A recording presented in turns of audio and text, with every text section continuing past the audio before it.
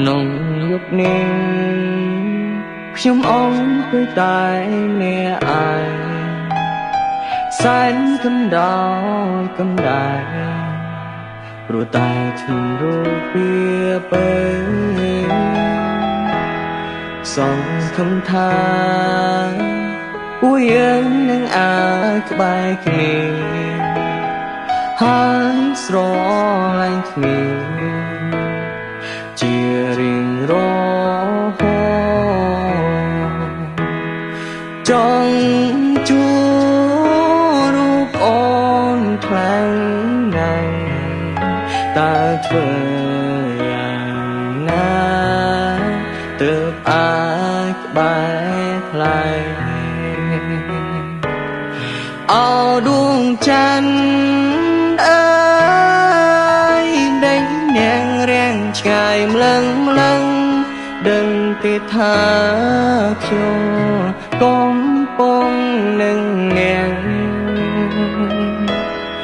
អោដួងច័ន្ទអើយសូមនាងប្រណិមេត្តាព្រមទទួលស្នេហាបរងអ្នកនេះ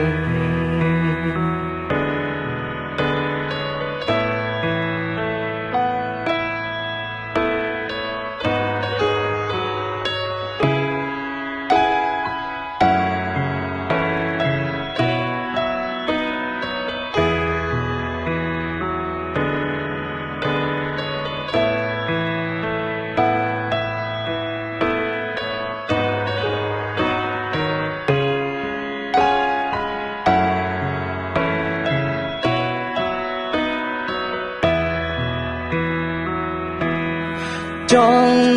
ជួរូបអូនខ្លាំងណាស់តើធ្វើយ៉ាងណាទើបអាចក្បែរថ្លៃអោដួងច័ន្ទអើយដេញនាងរាំងឆ្ងាយម្លឹងម្លឹងដឹងទេថាខ្ញុំកំពុងនឹងនាងអោដួងច័ន្ទអើ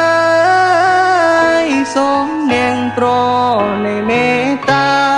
ព្រមទទួលស្នេហាបរងអ្នកនេះ